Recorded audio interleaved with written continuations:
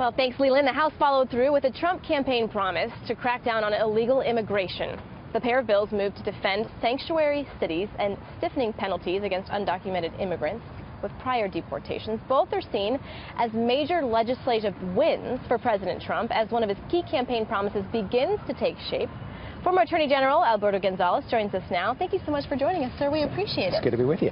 So I want to get sort of a broad picture. I want you to paint a broad picture for us because we've seen a lot take place. We've seen the travel ban partially implemented this week. We've seen the two bills go through in the House. We've also seen over the past couple months a decreasing number of people coming across the border.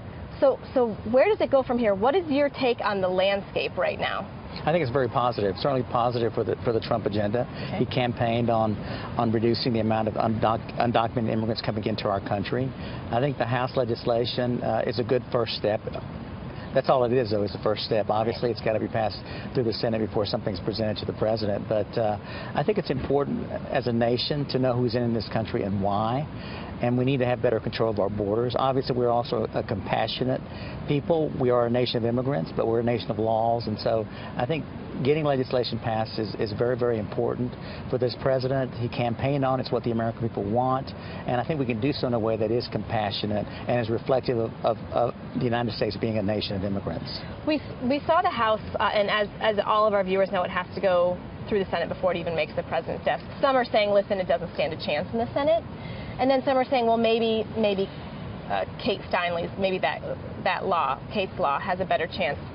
Do you think that the wording was too stiff? Because we heard Secretary Kelly support it, we heard Attorney General Jeff Sessions support it, or do you think it was right and the Senate should approve it?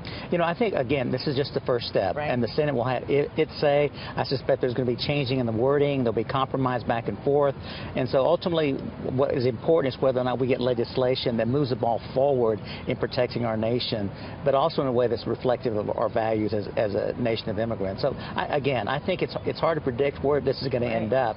The key is whether or not can we get legislation passed, because it is something I think is vitally important to our national security, quite frankly, going forward. When you heard, and I know we're talking about two topics here, but when I talk about the travel ban, the Supreme Court partially implemented, we saw that take place this week. Did that surprise you when that ruling came down? Did that? Not at all. I'd always predicted that the U.S. Supreme Court would likely be more deferential to the executive in the area of national security and immigration, as delegated by Congress. And so the fact that the lower courts weren't so deferential that was a little bit surprising. So I was very hopeful that the Supreme Court would be more deferential.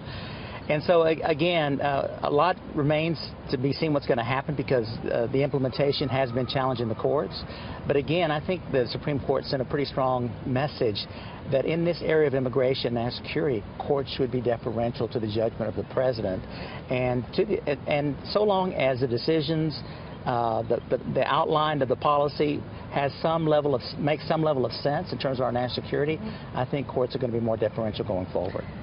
You've had a number of roles in your lifetime. One of them, obviously, is you served as U.S. Attorney General under the Bush administration. What is Attorney General Jeff Sessions doing right, and what is he doing wrong? I mean, that's a big question, and we only have about a minute. I'm just going to throw that softball at you. It's not my place to criticize. I'm not going to. I mean, it could be very constructive. Well, no, I'm not going to give the Attorney General advice. I think Jeff Sessions is his own man. Yeah. He works for a different president.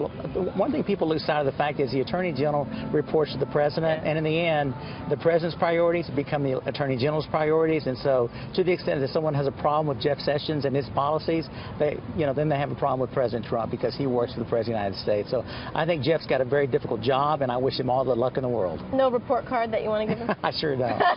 That's very diplomatic of you. You're very savvy. Thank you so much for joining us, sir. Thanks for I appreciate it. Very interesting.